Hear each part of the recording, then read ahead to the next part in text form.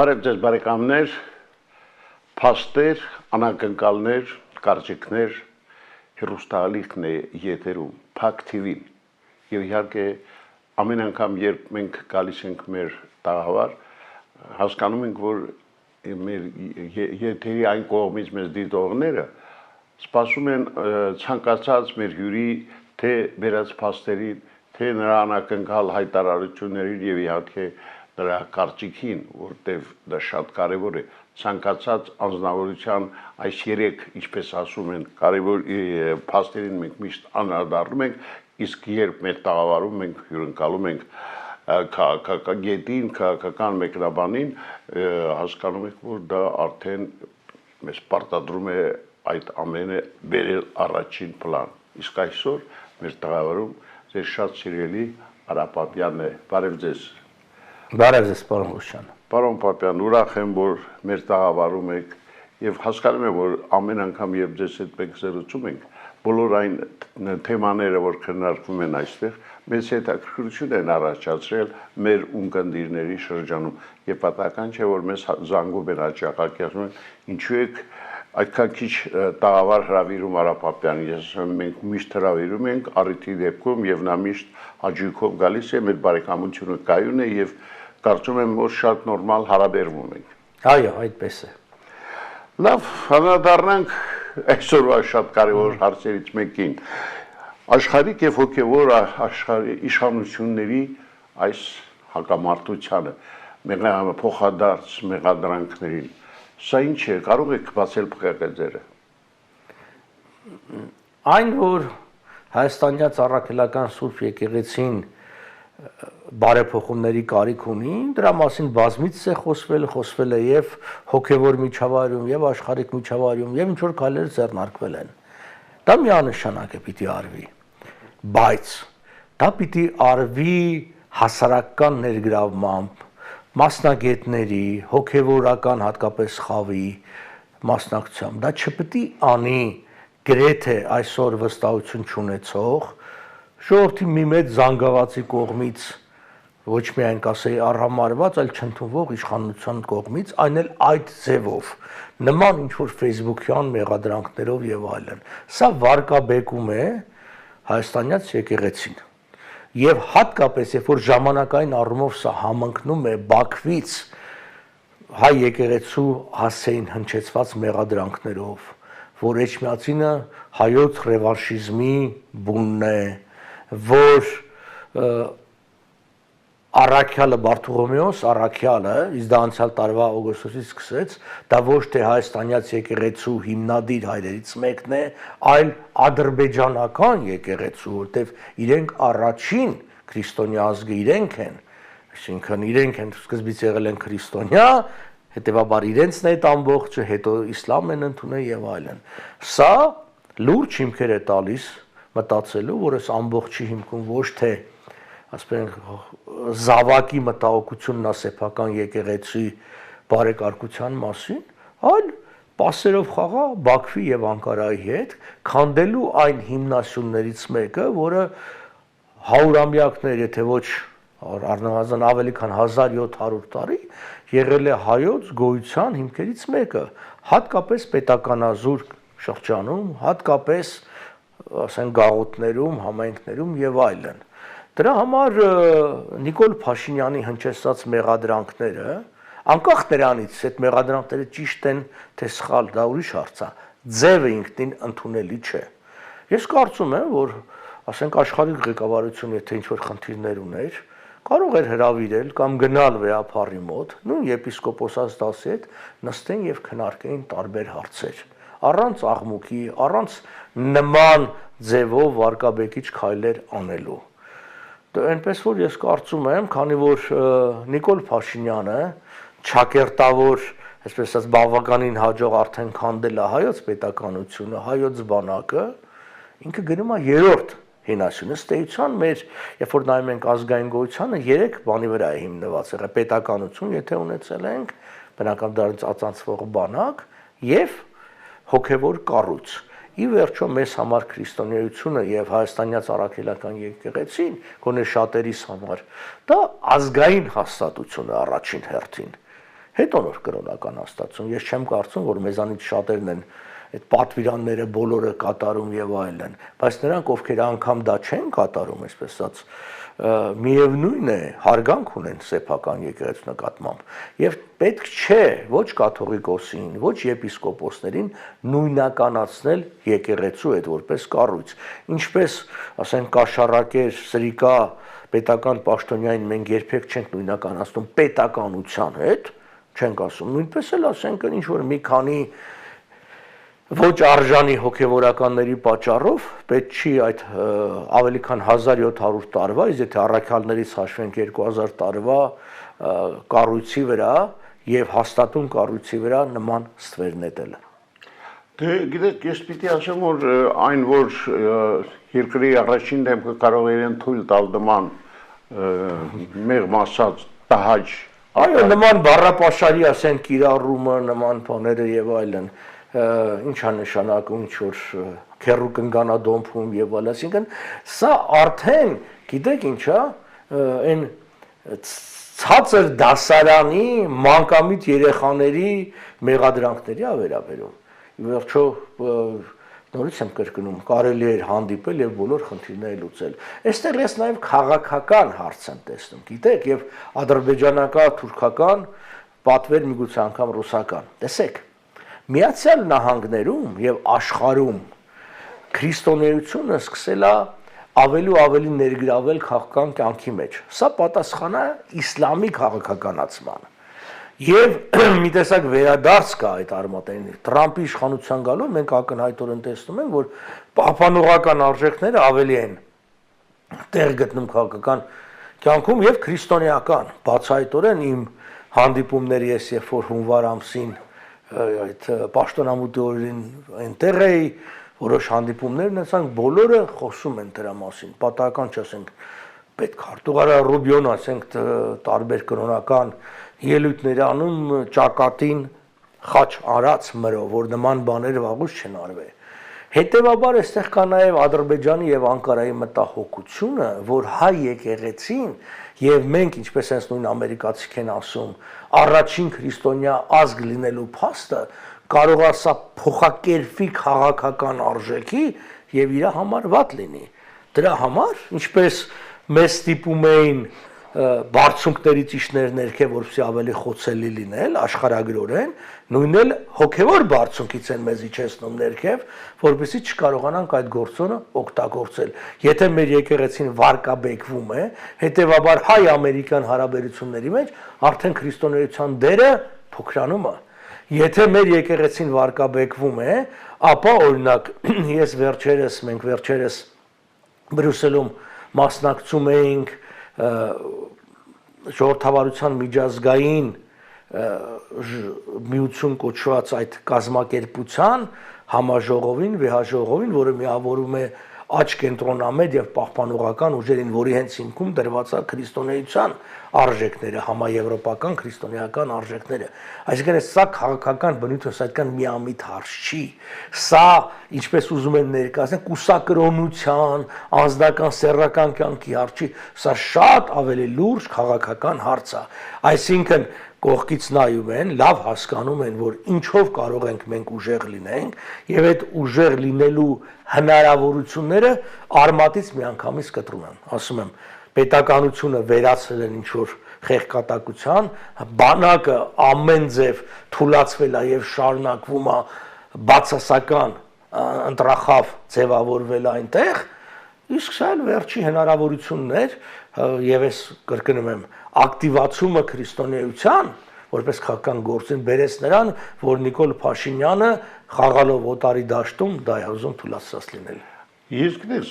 ապշում եմ, որ մեր եկեղեցին դեռ արժանի պատասխան չի տվել վեհապարի մակարդակով այս այլանդակությանը, երբ եկեղեցին կարող են անգամ չուրանային համեմատել։ Ես չգիտեմ, սա արդեն ձեր ասացի պես ցածր դասարանի տգիտությունը։ Գիտեք, երեք եպիսկոպոսատ ճողով եղավ Էջմիածնում, իրենք հայտարարություն ընդունեցին, բայց իմ կարծիքով բավականին թույլ հայտարարություն էր։ Այնտեղ միակ միտքը հետևյալ էր, կոչ են անում համապատասխան մարմիններին, որպեսզի զսպեն Նիկոլ Փաշինյանին։ Դա այդպես չի։ Եկեղեցին պիտի նախ հստակ պիտի մեղադրանք ներկայացվեն Նիկոլ Փաշինյանը։ Երկրորդը ունի իր բանադրանքը կա։ Այո, պիտի եկեղեցին հայտարարի, որ այն անձը, ով որ ոչ թե որդեական սիրով, հոգատարությունից դրդված փորձում է բարեփոխումներին օժանդակել, կրկնում եմ, դա կարելի էր անել փակ անաղմուկ, այլ փորձում է վարկաբեկել կեղծ եւ իրական լուրերով։ Հասկանում եք, թեկուզ եւ իրական, թեկուզ եւ ինչ որ հոգեվոր անձինք կան, որոնք կուսակրոնության ուխտը խախտել են, բայց այդպես չի արվում սա։ Եվ ընդհանրապես լուրջ վերափոխումների հարց կա, որտեղ կուսակրոնության առաջի ուխտը խախտողը, չնայած այդ ժամանակ կուսակրոնություն չկար, ասեն Գրիգոր Լուսավորիչն ա եղել։ Կուսակրոնությունը դա հետագա ուշ միջնադարն է հայ եկեղեցին ընդունել։ Ի վերջո Ներսես մեծը Գրիգոր Լուսավորիչի թոռն էր։ Ասենք նույն այդ Սահակ Պարթև, բանետան, այսինքն առաջի բաները մեր կաթողիկոսները ամուսնացյալ են եղել։ Հիմա վիճակը փոխվել, կարելի է վերանայել։ Այո, շատ բաներ մնում են դեռևս 19-րդ դարի ցարական Ռուսաստանի կողմից հայ եկեղեցու ընդունած պալոժենիով, որ էլի անհեթեթ է, եւ վաղուց պիտի բարեփոխումներն աներ, էլի եմ կրկնում, բայց այս ձևը հատկապես այս պահին արած, որը համընկնում է եւ հարվածի ուղղությամբ եւ ժամանակը Բաքվի պատվերին, ընդունելի չէ։ Պարոն Պապյան, ես ուզում եմ մի կարևոր հարցի շուրջ եմ խոսել, որտեղ դա նույնպես մեզ համար շատ կարևոր է իսկապես։ Խոսքս ռուս-ուկրաինական հակամարտության մասին էր դեր շարունակող այդ եւ Ստամբուլում նախատեսված բանակցությունները ինչ որ բան կարող են տալ, ինչ որ բան կարող են փոխել։ Ես չեմ կարծում, արդեն երկրորդ օրն է բանակցություններն ընթանում են, որտեղ այն դիրքորոշումը, որը որդեգրել է Պուտինի եւ ռուսական կողմը, տպավորություն է ստեղծվում, որ իբր Ռուսաստանը ջախջախել հաղթել է ամեն ինչով եւ հիմա պահանջներ ա դնում, օրինակի համար ճանաչել Ղրիմը որպես Ռուսաստանի մաս, Ռուսաստանին հանձնել 4 մարզերը ամբողջությամբ, այսինքն երբ որ ինքը դեռ այդ մարզերը չէ գրավել, այսինքն Ռուսաստանն ուզում է ոչ միայն այն ինչ որ այսօր գրավել, այլ մի բան էլ ավել, որը հասկանալի չէ, այսինքն իսկ ինչի հիմա վրա դա կատարվում, հատկապես երբ որ մենք նկատում ենք, որ վերջին օրերին ուկրաինական խիստ ցավագին հարվածները հատկապես օթուժին ռուսական եւ սա ինչի հետևանք էր այն բանի որ մի քանի օր առաջ Եվրոպայի կարևորագույն երկրները որոշում կայացրեցին թույլ տալ Ուկրաինային խփել Ռուսաստանի խորքեր առանց սահմանափակում կար ասենք ասում են դուք իրավունք չունեք կարծեմ մինչեւ 300 կիլոմետր եւ ավել խփեք հիմա արդեն հազարավոր կիլոմետր խորության վրա են խփում այս 4 օդակայանի եւ ստրատեգիական ավիացիա, սա շատ կարեւոր է, սրանք սովորական օդանավեր չեն,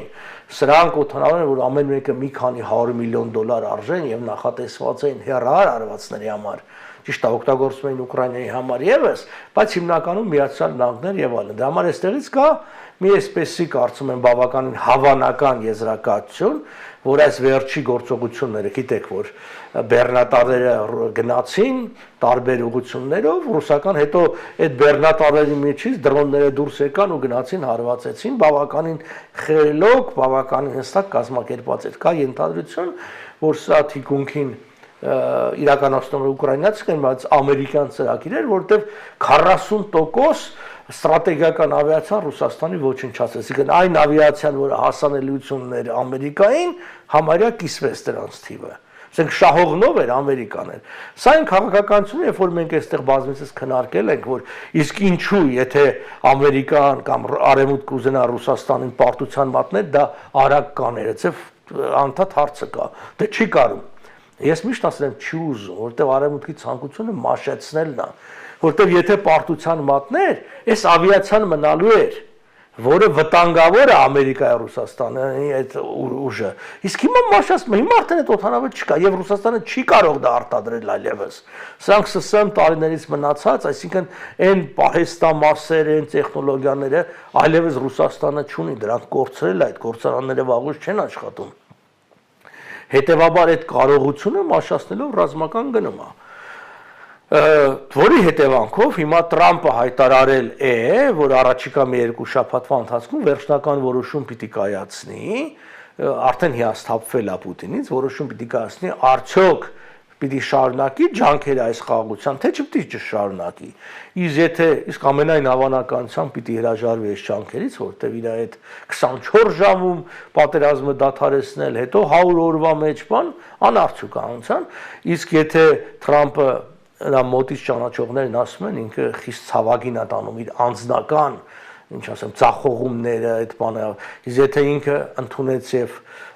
որպես սա արդեն Ռուսաստանի եւ Պուտինի կողմից իրեն անձնական վիրավորանք, բնականաբար բոլոր տեսակի սահմանափակումները կանի, թեև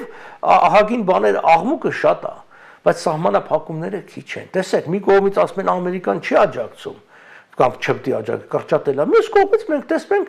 որ ասենք նույն Lockheed Martin-ը, որ ամերիկյան ընկերություն է, եւ աշխարհի թիվ 1-ն է աերոկոսմիկական բաների առումով, լավագույն զենքի առումով, նա ազատորեն վաճառում է այդ ամբողջը եվրոպացիներին, որոնք 850 միլիարդ դոլար են հատկացրել Ուկրաինային,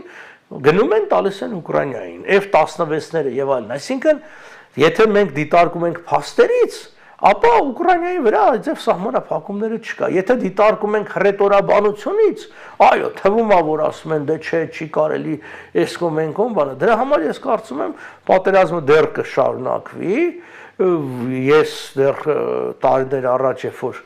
այս ամբողջը սկսեց, ես այն ժամանակացա, որ իմ համար երբևէ կասկած չի եղել, որ Ռուսաստանը պարտվելու է, որտեղ Ռուսաստանը չունի բավարար տեխնոլոգիական ռազմական հզորություն, որպեսզի պարտության մատնի Ուկրաինային, որի թիկունքին, ասում եմ, հատուկ շեշտել։ Ուկրաինան միակը լներ, մենակ լեր կպարտվեր, բայց Ուկրաինան, որի թիկունքին Եվրոմիությունն է եւ Միացյալ Նահանգները անհամեմատելի են։ Ռուսաստանի համաշխարհային համաշխարհային տնտեսության մեջ իր համախառն ներքին արտադրությունը 1.5%-ից քիչ է։ Եվրոմիությունը Միացյալ Նահանգների հետ 52% է։ Այս միայն տնտեսական հզորությունն ասում, նույնը մարդուժով է վերաբերում, այսինքն երկուսը իրար հետ մի 600 միլիոն մարդ են, Ռուսաստանը մի 100 միլիոն։ Հիմա այդ մարդիկ ճիշտ է չեն գալի, չեն կռվում, բայց այսօր որ այդ տեխնոլոգիական առաջընթացը, որ ունի Ուկրաինան, մենք տեսնում ենք ինչ զենքեր, հրթիռներ, պիտի հասկանանք, չէ՞ որ դրա թիկունքին նույն այդ արևմուտքի աջակցությունն է։ Այսօր օգնել չի նշանակում Կալաշնիկովը ձեռքը վեկալել գնալ խրամատները կռվել։ Այսօր 2, 3, 5, 10 գիտնական աշխատելով ուկրաինացի գիտնականների հետ, իսկ իրենք ունեին համապատասխան հիմքը դրա համար, ստեղծում են այնպիսի զենքերը, որոնք լինելով ուկրաինական ընդհանրապես սահմանափակում չունեն եւ էժան են։ Պարոն Պապյան, շատ այսպես հետաքրքիր մի իրավիճակ է ստեղծված, տեսեք, այս պայմաններում Ադրբեջանը ամեն կերպ, ամեն առիթի դեպքում հայտարարում է, որ իրենք Ուկրաինայի հետ են, Ուկրաինայի կողքին օգնելու են եւ սա այն դեպքում թե թվում է թե Ադրբեջան Ռուսաստանի հետ բարեկամություն համագործակցությունը շատ խուռ է եւ այն գնալով պետք է ավելի ուժանա։ Փոխարենը մեր իշխանությունները այս առումով ոչ միայն ոչինչ չեն անում, այլ միշտ աշխատում են խուսափողական, այսպես քաղաքականություն վարել, չնայած Փաշինյանն ասում է, որ ինքը այսպես ծրագիր է ընդունել, որ պիտի վարի բալանսավորված քաղաքականություն։ Այս ամենը ինչու է տեղի ունենում եւ արդյոք ռուս-ուկրաինական հակամարտությունը այնուհետև չի կարող նաեւ բացասականորեն անդրադառնալ նաեւ Հայաստանի համար։ Ադրբեջանի դերը շատ խիստ կարևոր է Ռուսաստանի համար։ Ադրբեջանը Ռուսաստանի միակ ելքն է դեպի հարավ, դեպի միջազգային, այսպես ջրեր, այսինքն Ադրբեջանից դեպի Թուրքիա, Ադրբեջանից դեպի Իրան եւ այլն, այլ ելք չունի։ Եվրոպայի ուղղությունը փակ է Ռուսաստանի համար, Խաղաղ օվկիանոսը շատ հեռու է։ Ինքը պիտի դուրս գա դեպի Հնդկական օվկիանոս։ Դրա մասին Պուտինը հայտարարեց անցյալ տարի օգոստոս 19-ին Բաքվում։ Դրա համար ներվում է Ադրբեջանն ամեն ինչ։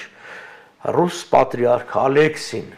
մայիսի 9-ից առաջ գնաց Բաքու, շքանշան տվեց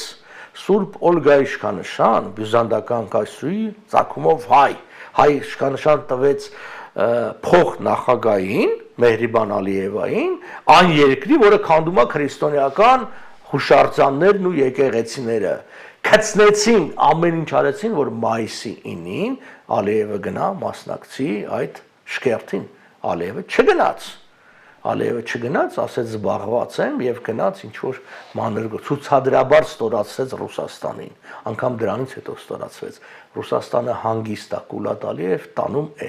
Հայաստանը մի թեթև նման մի բան աներ, ամբողջ ռուսական ռոպագանդան հակահայաստանյան կդառնար, ինչպես հաճախ լինում է, ներվում է, որտեվ Ադրբեջանը ինքն իրանից գործոն է, Ադրբեջանի թիկունքին Թուրքիան է, որը եւս շատ կարևոր գործոն է, տեսեք, Լավրովը հայտարարում է, որ Վատիկանը չի կարող երկու պրավասլավ ազգերի համար բանակցության տեղ լինի, որտեղ Վատիկանը առաջարկել էր, բայց իսլամական Թուրքիան ընդունելի է Ռուսաստանի համար։ Ուրեմն այն երկիրը, որը ամենաշատն է Ռուսաստանի դեմ կռվել տարիների ընթացքում Օսմանյան կայսրություն Թուրքիան ընդունելի է, բայց Վատիկանը ընդունել։ Սա ընդհանրապես հակաարևմտյան քաղաքականության դրսևորումներից մեկն է։ Ցավոք սրտի ռուսները չեն հասկանում, որ իրենց ապագա պատերազմը Թուրքիայի հետ անխուսափելի է։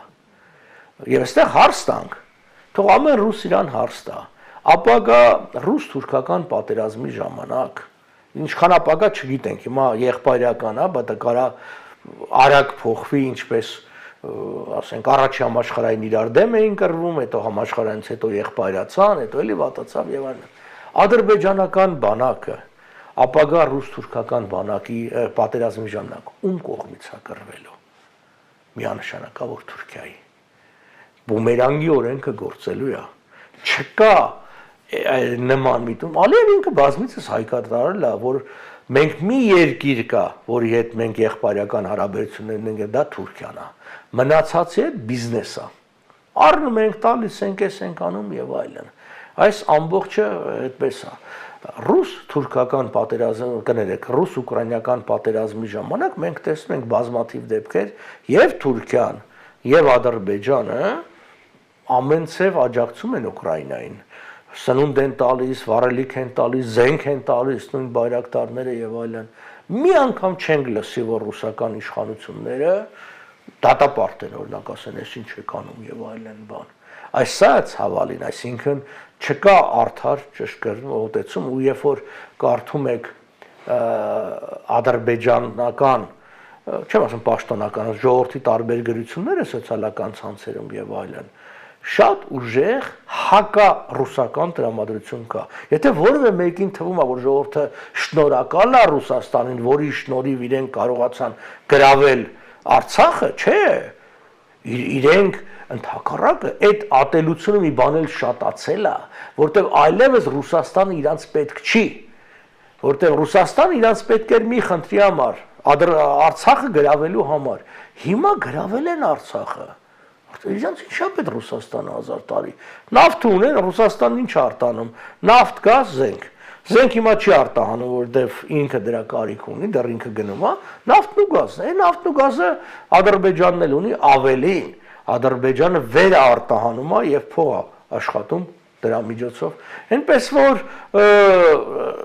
ցավալի է, բայց պիտի ընդունենք փաստը, որ ռուսական քաղաքականության այսօր հակա հայաստանյան է, ելնելով իրենց տարբեր պատճառներ, այդ թվում առաջին հերթին տնտեսական արտահանման եւ այլն այդ առումով, հետեւաբար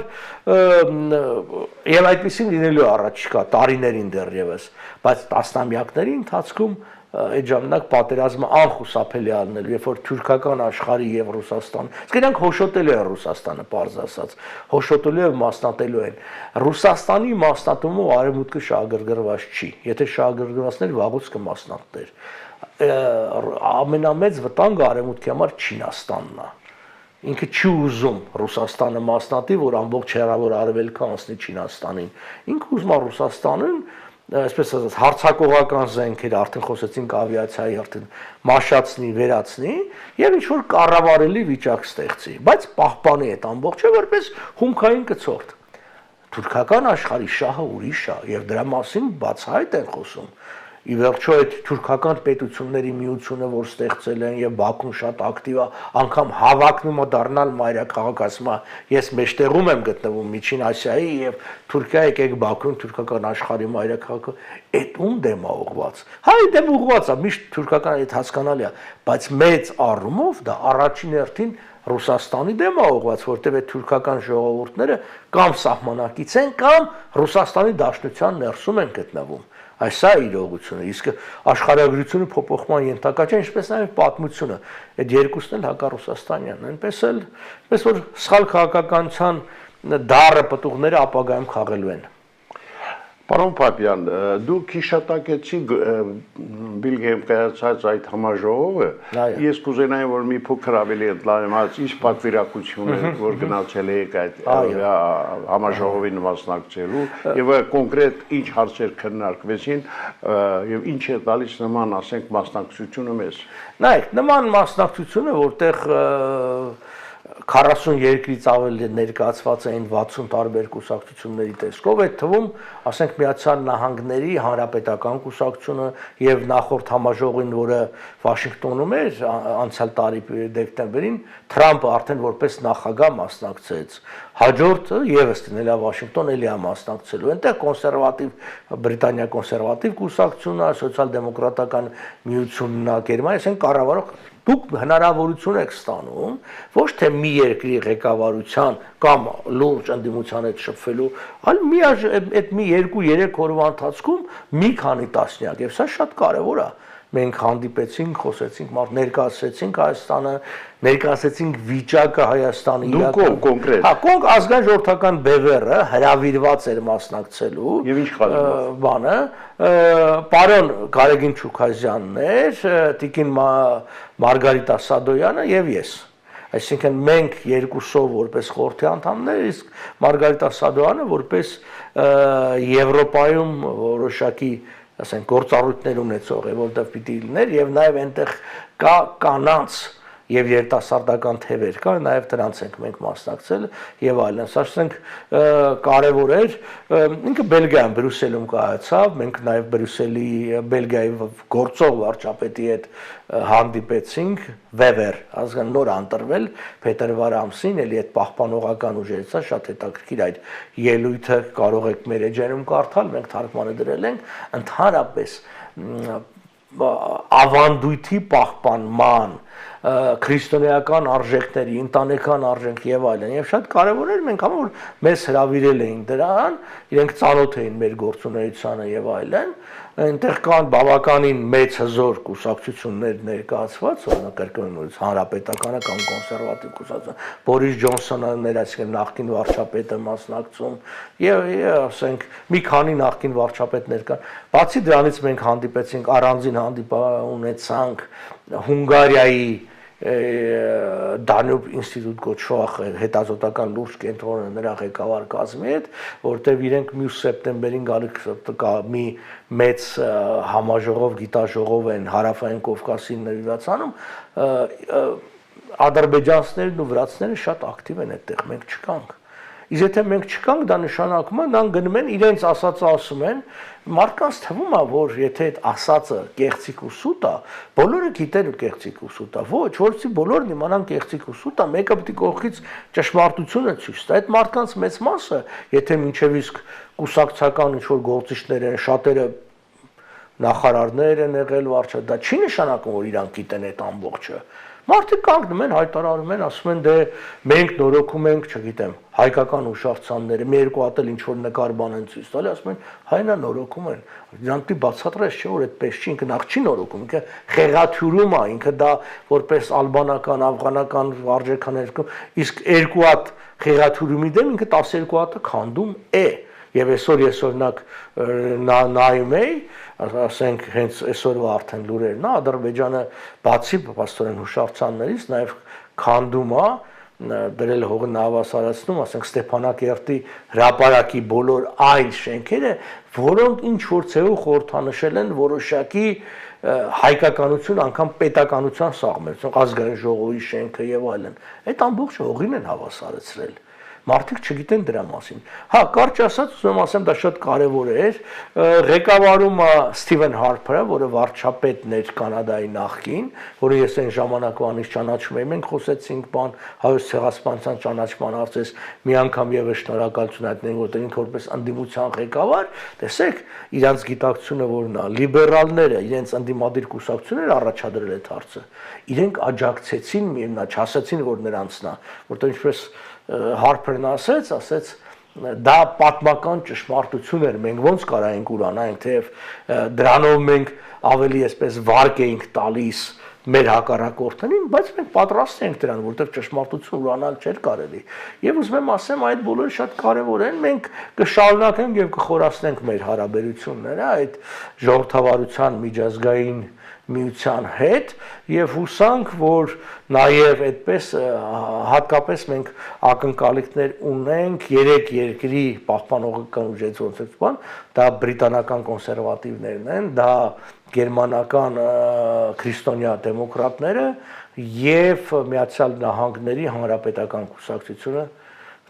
նախագահի գլխավորությամբ։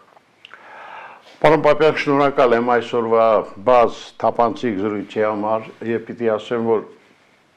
ուրախ եմ, որ դուք ամեն անգամ մեզ մոտ գալով շատ հետաքրքիր թեմաներ եք այսպես արծացում եւ ամենակարևորը շատ կարևոր փակագծեր են բացվում, սա շատ կարևոր է, ես կարծում եմ։ Շերի բարեկամներ, դուք էլ համոզվեցիք, որ իսկապես այսօրվա մեր հյուրը իսկ նա ազգային ժողովրդավարական բևեռի խորհրդի անդամ Քագե Տարա Պապյանն էր, ով միշտ հաջողով գալիս է մեր տաղավար եւ միշտ նրա հետ մենք ունենում ենք անկեղծ բաց զրույց։ Այսօր այսքանը, ցտեսություն։